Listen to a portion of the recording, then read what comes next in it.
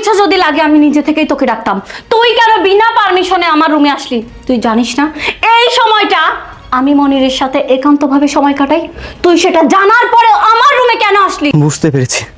না না, আমি ফোন কাটবো না, আমি এখনই বাসায় যাব, গিয়ে এর শেষ দেখে ছাড়বো।